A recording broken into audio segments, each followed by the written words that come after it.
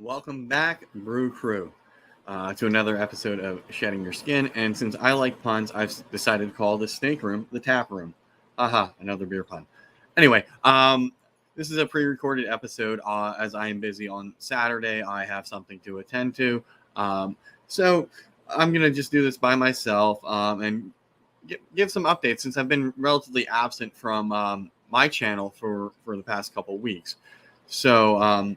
Usually, I start the show by shouting you guys out in the chat. Well, thank you for tuning in to watch me, ramble on for a little bit. But that being said, my usual elevator pitch before, I start every show is, support USR. And I am a bronze member, kapow. I really implore you guys, everybody listening, anybody that owns reptiles, whether it's a huge collection or one animal, or even not reptiles, to support USR because they fight for our rights as reptile keepers and keepers of pets that aren't cats and dogs. And currently, it's been announced that Marco Rubio has introduced legislation regarding the Lacey Act. This was something similar to what was defeated in the Competes Act a while back. It's similar in verbiage to what's been proposed in Florida, that USARK Florida and USARK are currently fighting, but it's bringing this to a federal level. So, contact your local representatives, contact everybody involved in politics. At the federal level, if you're not in Florida. But it is always good to be on good terms with your politicians and keep them informed, because they might see something on the news that might stick something in their head, so it's like snakes in a plane or anaconda or something like that, where it's not actually, realistic as to, how these animals are. So we want to make sure that we educate our politicians, and we'll make sure we do it in a professional manner. So, don't be, over my dead body or something like that. Pay attention to what USARK and USARK Florida and your other local herpetological societies or whatever their talking points are. Use those and then pivot slightly to bring it to something more personal to you. That's my pitch. You go support them. We win a battle here and there, but it's constantly going on. And we have to present ourselves in a light where, it is positive. We show good husbandry. That we are a good example of keeping these animals. Anyway, so that's enough with that. Go support USARK. And of course, I'm doing a live, so Stella has to come and say hi, because she knows I'm busy. But she's a good girl. Well, she can go away. So I want to do this one just with me to provide some updates. So I finally, after quite a bit of time, was able to get this juvenile rack behind me wired up with a thermostat. So I was able to move 5 out of the hatchling rack. So before I get into who's in there, big thanks to Chris at BNS Vertilia for supplying me with the racks behind me, as he got ARS racks. So, that was a big win for me to be able to increase my infrastructure without having to go over the top. So I was finally able to get it wired up, and I moved over my pastel that I got from Kurtwood, my Mojave Hypo that I got from Malacio Wisconstrictors, my Pied Head Ultramel from Kai at Lucas Landon, a lace male that I picked up from the Reptile Depot, and the last one is a Blackhead Yellow Belly I picked up from Chris at BNS during the barbecue. So those guys are over there. So I have 12 spots freed up in my hatchling rack. So that's really good. I really needed to create some space for the upcoming season, and I wanted to get ahead of it. So I wasn't in the same situation I was in last year, where I was waiting on sea serpents to ship me my hatchling rack, and I had already hatched the clutch, and it was sitting in my incubator. They were separated. They had their first sheds. They had quite a few meals in the incubator before the rack came, and I was able to move them over. So I want to avoid that situation this year, and I honestly was hoping that I was going to be able to give you guys an an announcement of what was going on with my breeding season. Some updates on the clutches I was expecting to have. Unfortunately, my girls are a little late. So we'll say as of Saturday, tomorrow, which will be today for you people watching, my butter girl is going to be on day 36, and my Bumblebee Spark is going to be on day 32. It's not a big concern. They both look like they're about ready. They'll probably go at the same time. It's not a big deal. I would prefer that they be spread out, so that way, I'm not dealing with a lot of hatchlings on the same feeding schedule. I deal with my rest. And my dog is bothering me, and I want to do this like it is alive. So I'm not going to edit this. I'm not going to take breaks. But for whatever reason, whenever I'm sitting in this chair doing this, my dog is in the way. So I was hoping that I'd be able to announce that, I'm going to have an egg pulling video or two in the coming future. Maybe, tomorrow one of them will lay or over the weekend, and I can actually get a video out for Tuesday regarding that. But if not, I'll probably put something together about one of the new pickups I got and talk about the genetics in it. I haven't done that in a while. And I actually haven't really done anything but shorts. So I want to get back into the swing of things. Unfortunately, I did last week, and this week, of course, I have something scheduled for Saturday. So I'm back here doing a pre-record. So the butter girl was paired to this guy here. So he's a super pastel leopard butter. I really like him visually. The pattern's really, really cool on him. And he's a couple of years old, so it really hasn't faded out as much. You can still see the yellows and whatnot, and what leopard really does in here. It's quite cool. So he was paired to the butter girl. So everything's going to be pastel with the potential of, butter in there and leopard, as well as the potential of hitting super butters with all those genes involved. So it's my first chance at hitting a blue-eyed Lucy. So I'm really hoping I'm able to hit that. And of course, my dog wants to play fetch. It is what it is. So I'm really hoping that I do hit a blue-eyed Lucy. It has to be pastel, like I said before. It'd be cool to have leopard in there. I'd like to see what it does, because I have a visual. I have a butter Mojave blue-eyed Lucy that I would like to see. What the interaction leopard.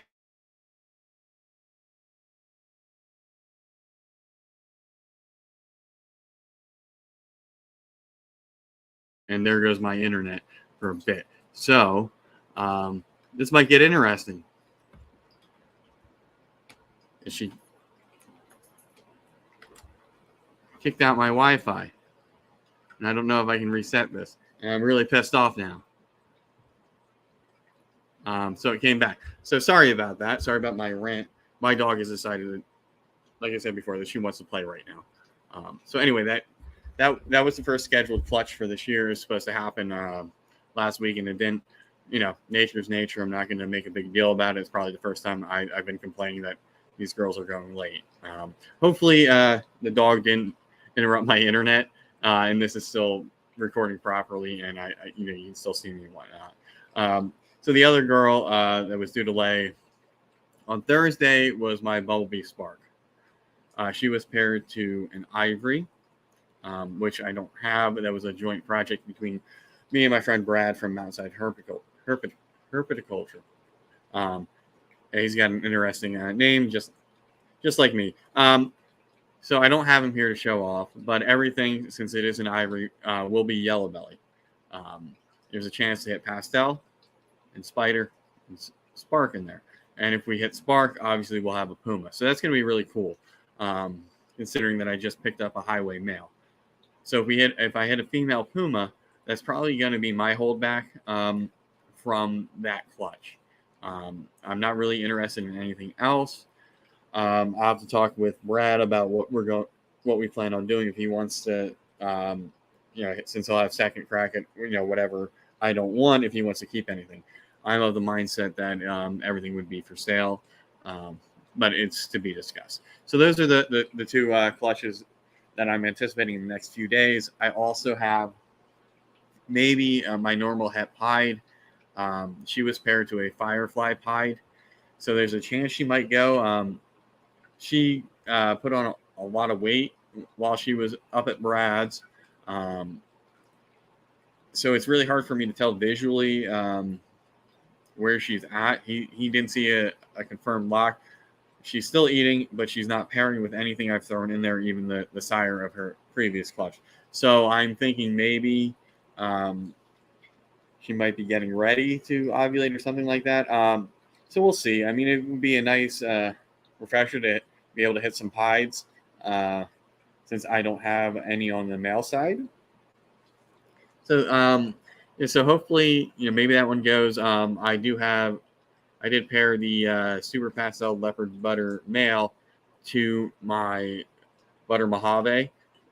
So everything is going to be pastel butter or pastel Mojave in that clutch, and there's a better chance of me hitting Blue-Eyed Lucy's in that, whether it's Super Butter or Butter Mojaves.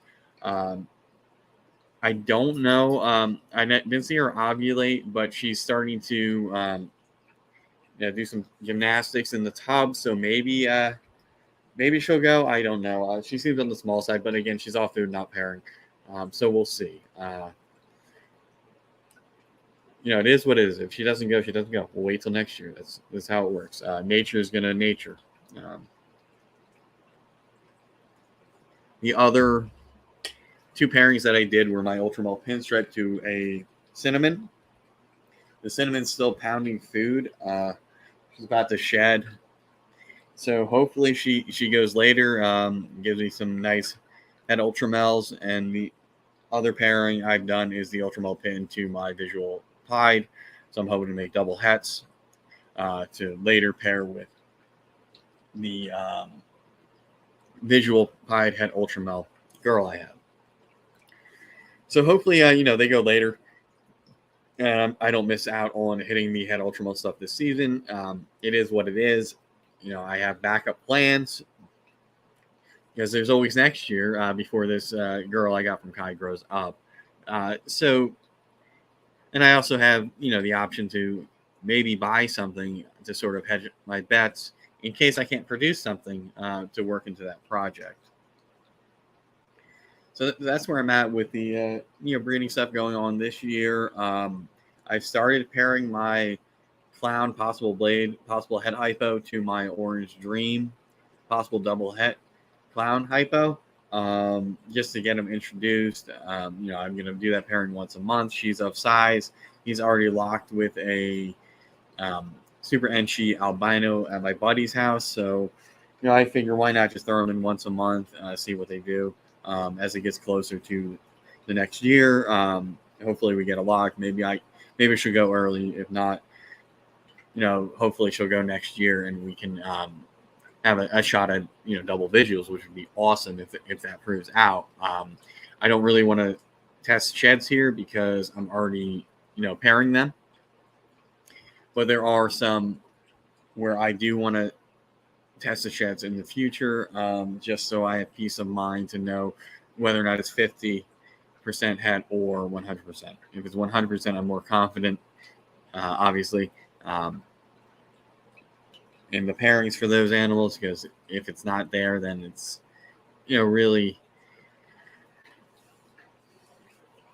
even though I have to test the, sorry, a bug flew on me. Even though I have to test the clutches anyway, because they're going to be possibly het for something else in the future, I just want to have that peace of mind that I'm going in, possibly hitting, triple hets or, double visual, something like that out of the potential pairing, and not hitting, something that I not that I don't want, but that, I might be disappointed in. So, there's that. I'm gambling here with these certain pairings. If you've watched me lately, you know which ones I'm talking about. But if it's there, it's great. If it's not there, it's still not bad. But I mean, there's really a lack of codoms in this project, so it really limits me. And either way, I think I'm going to have to test the clutch that's produced when there is one. But it's a long shot. It's a gamble. I haven't really invested too much money into that specific project, which I'll talk about in a later video. But yeah, and again, I'm still rambling here, so thank you if you're still watching and putting up with me. I don't really want to keep this going on too long because it is just me talking to myself here right now on a Saturday night or Friday night. And then you guys are going to watch this on a Saturday afternoon. And I'll be in the chat, but, it's not the same. I'm just talking to myself, rambling, looking at a screen, probably not really taking that much of a break to, do anything aside from drink water. But yeah, season's going well, or at least as anticipated. I would have hoped some of these first-time girls would have gone earlier, but it is what it is. They have their own time, so I'm not going to be disappointed when I paired. I planned for like 6 clutches, and I've hit 2, or I will hit 2 so far. Whether or not they're viable is a different story. But I mean, they've ovulated and gone through the whole process. So I mean, that's pretty good. We've been 2 out of 5, I believe, here. So that, I mean, it's not really that bad of odds. And I'm still waiting on at least 2 to ovulate or show me signs that they've reabsorbed or something like that. So it's still a pretty good season. I've expanded. I've added animals, added genetics that work in complement to what I'm doing. So yeah, I can't be disappointed. I had 1 clutch last year. I'll have 2 clutches this year. That's an improvement. So it's frustrating to sometimes not hit everything that you're planning on. Don't be discouraged by that, because there's always next year. There's always another animal. There's always another route you can pivot to. And this year, I hope I'm being patient. Last year, that first clutch, I was, waiting for that girl to go, pulling that tub over every time I could, before work, after work, come home during lunch. Did she lay? And of course she was late. And then same when the clutch was in the incubator. Just let nature be nature. Well, I mean, in this case, just let things happen as they will. Your snake will lay her eggs when she lays her eggs. Now, there could be a point where she becomes egg bound and you have to seek veterinary care. That's a different story. But, we say 30 days after the post-ovulation shed, they'll lay their eggs. That's not necessarily the case. There's, some leeway there. But yeah, so I in year 2, I'm trying to be patient and not get, over excited or impatient. And, when is this thing going to lay? They're going to lay when they're going to lay, until that certain point where I become concerned. But it's not now. Probably not even in a week. So it's, sort of, we play the waiting game, see what happens. But I'm at least this year I'm set up, ready for that to happen. Ready for clutches to be laid, incubators set up already. So, hopefully they'll lay in the next few days, and I can have peace of mind. And that way, the eggs are in the incubator. I can tend to the female snakes. Make sure that they get their tubs clean, get cleaned up, get back on food, and all that stuff. And then that'll give me some peace of mind. That's something I worry about even in year 2. But okay, enough of me rambling about that. Is what it is. I feel like I've been rambling the entire time, but then again, it's just me, and I don't get to interact with you guys in the chat. So for some of you that may not have watched last week, I have gotten rid of my 2 female bearded dragons. They went to my buddy Brad. One he might be able to breed. The other one is probably just a pet at this point, because she got dwarfed it is what it is. They didn't work with what I had here, and I did not want to breed bearded dragons simply because the male I have did not work with those girls. I would have been making a bunch of heads that really nobody. I don't. I don't think they seem to sell as well as they do in other species. Plus, I don't want to deal with that many babies. I do breed my own dubia, but I mean it's just a lot, and it's nice to have my original one as a pet. He can stay here as long as he wants. He's cool.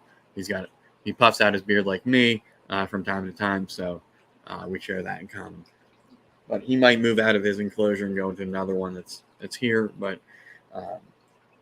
again, trying to downsize on a lot of the pets that I have that are somewhat high maintenance.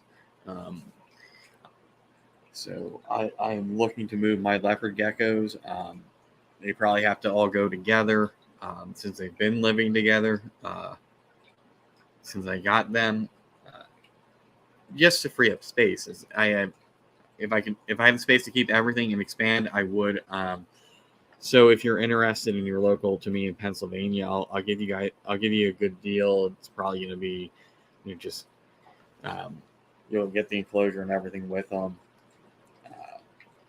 You can do what you want as far as breeding them goes.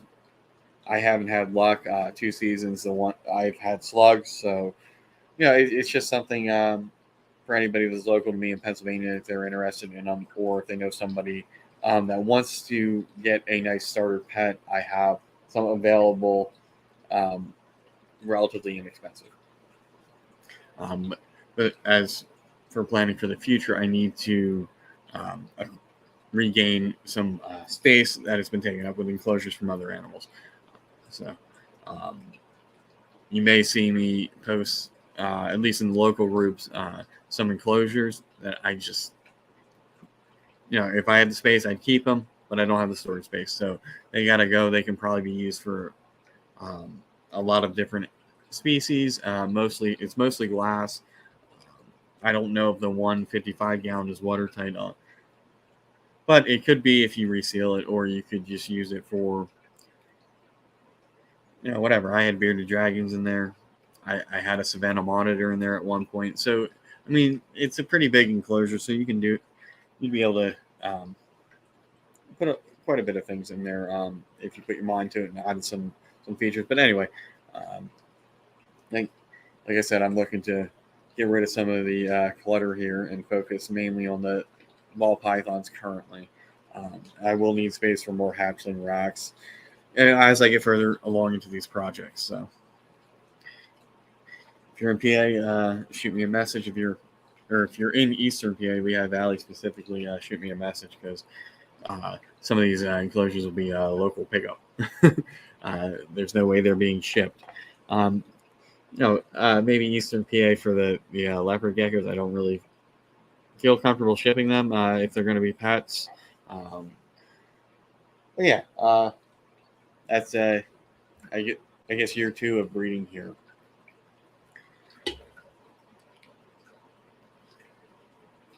So before I go, I've been talking about this for quite some time with people via DMs and some offline conversations until it came out last week. So I've been mulling around doing another show.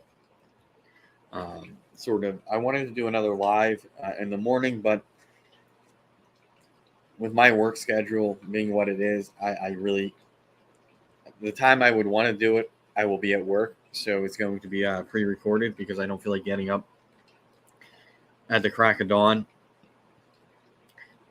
to record a live. So it's going to be pre-recorded. It gives me time to work on it throughout the week prior. So I'm thinking it's going to go live as a premiere every Thursday or so at 9 a.m. Eastern Standard Time. Now, I don't know yet if it depends on the feedback from the community. It depends on how many people reach out to me. Because if I don't have enough content to do it every week, it'll be every other week, something like that. Maybe it's once a month. I don't know. It's something new that I want to dip my toes in the water, and I figured that today would be a good day to officially announce it, and give you guys another avenue to contact me about it. So the idea is that it's going to be a shout out show. So you tell me your milestones. Say you hit 500 followers or subscribers. Let me know. I might miss it on, because of the algorithm. I'll give you guys a shout out. Put you in this description of the video, etc. First clutch, same thing. If I don't see it, maybe it's your 50th clutch, but it's your first double visuals, something like that. So any like big milestones that you guys hit, let me know, because I'd rather you guys let me know and sort of give consent to be featured on here, because I don't want to seem like I'm using other people's content to further my own. So leave a comment in this video, DM me on Instagram. I really want to make sure that I have your approval to give you guys a shout out, because I don't want it to come off like I'm just scrolling, Instagram or YouTube and be like, oh, here's somebody. Okay, let me, ooh, that's a nice clutch. Let me, pick and choose, that type of thing, to sort of, gain a following based on other people's accomplishments. I don't want to do that. I want to show that's going to be positive. I don't want to be stealing your content. I want to feature it here, give you guys a shout out, because I remember way back when I just started, getting, having somebody that was on YouTube that was really big.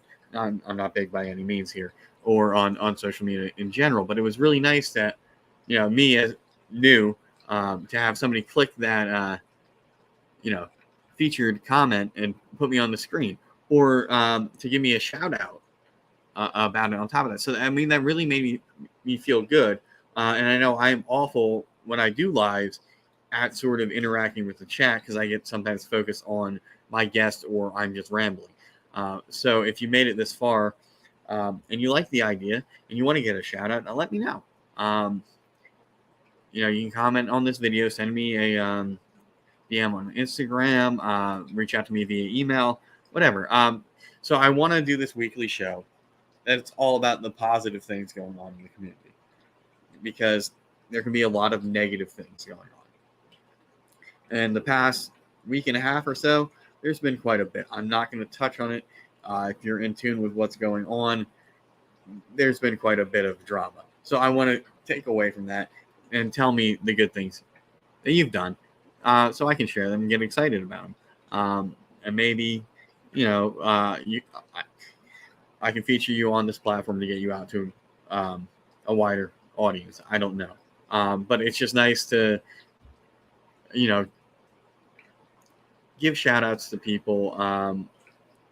I feel good about it. When somebody has their first clutch, I remember how I felt, and that's an awesome feeling. So I want to be able to, share somebody else's experience with everybody else, in the event that they don't have a YouTube platform, or in the event they don't have a big following on social media. So, I mean, it's just a nice way to, sort of give back to people that have, since for me, I feel like people gave me that opportunity, so I want to give that back, and that's what the show is about. And it's going to be called All Things Considered. And here's the intro. So let me know what you think about it. And yeah, see you in a few seconds.